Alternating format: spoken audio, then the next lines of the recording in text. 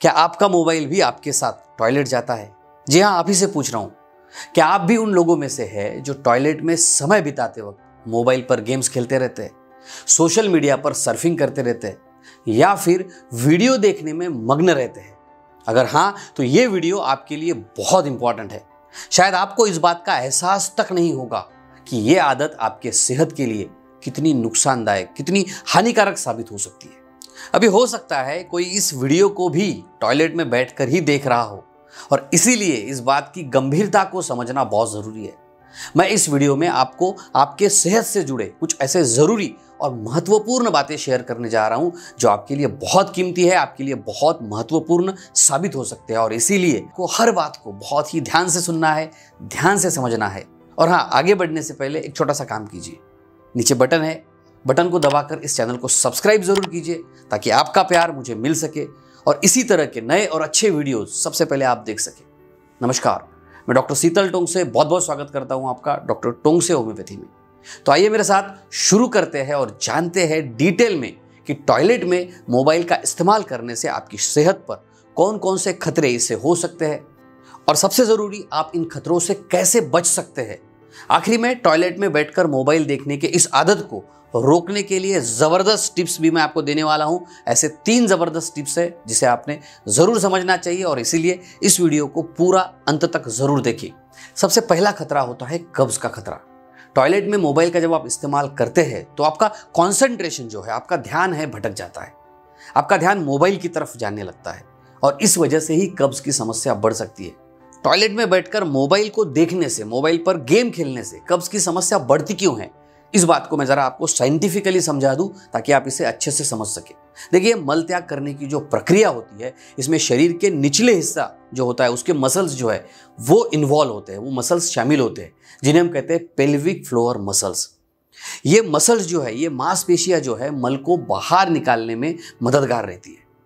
ये प्रक्रिया एक सहज है, नेचुरल प्रक्रिया है और रिलैक्सली, आरामदायी अवस्था में होने वाली प्रक्रिया है। लेकिन जब आप टॉयलेट में मोबाइल पर खेलने लगते हैं, मोबाइल पर सोशल मीडिया चेक करने लगते हैं, तो क्या होगा? आपका जो फोकस है, आपका जो ध्यान है वो बढ़ जाएगा, 2 हिस्सों में बढ़ जाएगा। इससे आपके शरीर की जो नेचुरल प्रोसेस है मलत्याग करने की, उसमें भी अड़चन निर्माण हो सकती है। देखिए, अच्छे से मलत्याग कब होता है? जब आपके शरीर की सही समय पर सही मांसपेशियां जो है कॉन्ट्रैक्ट और रिलैक्स होने लगती है। ये एक प्रोसेस होती है कॉन्ट्रैक्शन की, रिलैक्सेशन की। लैट्रिन की जगह की जो मांसपेशियां है अच्छे से कॉन्ट्रैक्ट हो जाए, अच्छे से मलत्याग करते वक्त रिलैक्स हो जाए, तो आपका पेट अच्छे से क्लीन होता है, साफ होता है। और जब आप अपनी मांसपेशियों को, स्पेशली लैट्रिन की जगह की मसल्स को सही ढंग से, अच्छे से ढीला नहीं करते, रिलैक्स नहीं करते या फिर सही समय पर उसे संकुचित नहीं करते, ये इसलिए होगा क्योंकि आपका फोकस नहीं है। तो क्या होगा? आपका मल आपकी आंतों में अधिक समय तक टिका रहेगा। इससे मल सूख जाएगा, ड्राई हो जाएगा और बाहर निकलने में मुश्किल हो जाएगी और जिसकी वजह से कब्ज की समस्या निर्माण हो जाएगी और आप बहुत देर तक टॉयलेट में बैठेंगे। इससे भी आपकी समस्याएं बढ़ जाएगी। अब जानते हैं उस दूसरी समस्या के बारे में जो बहुत देर तक टॉयलेट में बैठने से आपको हो सकती है और उसे हम कहते हैं हिमोरॉइड्स। आमतौर पर इसे पाइल्स के रूप में जाना जाता है। रेक्टल और एनल एरिया के आसपास कुछ नसें होती है और इन नसों को जब सूजन आ जाती है तो उसे हम पाइल्स कहते हैं, बवासीर कहते हैं। अब क्या होगा? ये स्थिति तब ज्यादा होगी जब इन नसों पर अत्यधिक दबाव पड़ेगा। देखिए, मोबाइल में आप इतने व्यस्त हो जाते हैं टॉयलेट में जाने के बाद कि कहाँ बैठे हैं, कब बैठे हैं, कैसे बैठे, भूल जाते हैं। समय का भी कभी कभी पता नहीं होता है और इस वजह से लैट्रिन की जगह पर जो नसें हैं उसके ऊपर प्रेशर बनने लगता है। साथ ही आपके शरीर का वजन और जो ग्रेविटेशन है वो भी रेक्टल एरिया में, रेक्टल क्षेत्र में दबाव डालने लगता है।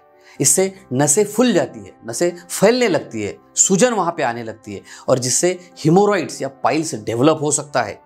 हिमोरॉइड्स के लक्षणों में आपको दर्द हो सकता है, खुजली हो सकती है, मलत्याग करते वक्त कभी कभी ब्लीडिंग भी हो सकता है और ये होता है बहुत देर तक बैठने से, बहुत देर तक फोकस मोबाइल के ऊपर रखने से, अपने मसल्स को अच्छे से कॉन्ट्रैक्ट और रिलैक्स न करने की वजह से।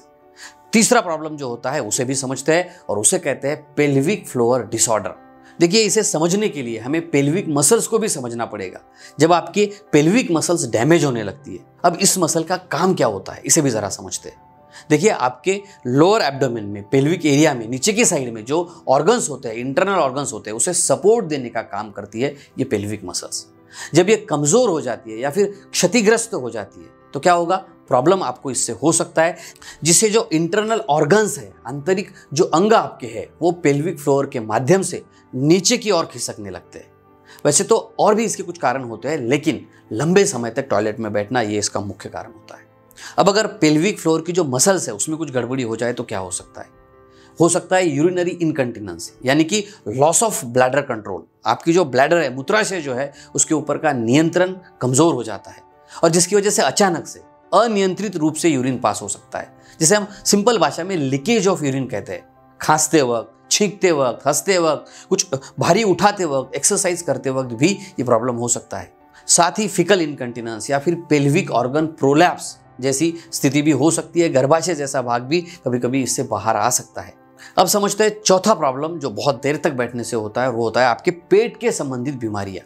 जी हाँ, टॉयलेट में मोबाइल का इस्तेमाल करने से बैक्टीरिया आपके हाथों पे लगते हैं, फिर वो मोबाइल पे चले जाते हैं और जब आप मोबाइल को छूते हैं तो ये बैक्टीरिया का इन्फेक्शन आपको हो सकता है। बैक्टीरियल इन्फेक्शन होने से आपके शरीर में जब ये बैक्टीरिया जाते हैं तो डायरिया जैसी तकलीफ हो सकती है।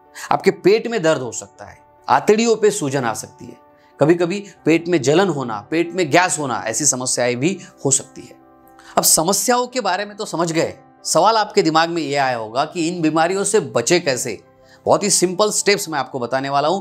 पहली स्टेप है इसके प्रति जागरूकता बढ़ाना। ये वीडियो आपने यहां तक देखा है, इसका मतलब ये जागरूकता आपके अंदर आ गई है, आपको समझ आ गई है कि यस, ये अगर मैं करूंगा तो इसका बुरा असर मेरी सेहत पर पड़ने वाला है। ये जब आप समझने लगते हैं तो स्टेप नंबर 2 आपके लिए बहुत इंपॉर्टेंट होती है और वो होती है मोबाइल को अपने आप से दूर रखना। याद रखिए, टॉयलेट जाते समय मोबाइल को आपने दूर बाजू के कमरे में छोड़ देना है। सबसे पहला काम आपको करना है, मोबाइल को अपने साथ लेकर ही नहीं जाना है। जब आप लेकर ही नहीं जाएंगे तो क्या होगा, उसे देखने की आदत भी छूट जाएगी। तीसरी चीज आपने करनी है, टाइमर सेट करना। अगर आपको लगता है कि आप टॉयलेट में ज्यादा समय तक बैठते हैं, बहुत देर तक वक्त बिताते हैं, तो एक टाइमर आपको सेट करना है, अलार्म लगाना है ताकि आप बाहर जल्दी आ सके। चौथी इंपॉर्टेंट चीज, नियमित रूप से एक्सरसाइज कीजिए ताकि आप फिट रह सके, आपके पेल्विक फ्लोर की मसल्स भी हेल्दी रह सके। नंबर 5, डाइट में फाइबर्स ज़्यादा से ज़्यादा शामिल कीजिए, हेल्दी डाइट लीजिए ताकि आपका पाचन भी अच्छा रहे। नंबर 6, पानी भरपूर मात्रा में पीजिए, पर्याप्त मात्रा में पानी पीजिए ताकि आपको डिहाइड्रेशन की समस्या ना हो, कब्ज की समस्या ना हो। आशा करता हूँ ये वीडियो आपके लिए बहुत ही फायदेमंद साबित होगा। और हाँ, इस वीडियो को अपने दोस्तों तक भी ज़रूर शेयर कीजिए ताकि ये महत्वपूर्ण बातें उन्हें भी पता चल सके। तो हंसते रहिए, मुस्कुराते रहिए, अपना और अपने परिवार का बहुत बहुत ख्याल रखिए। धन्यवाद।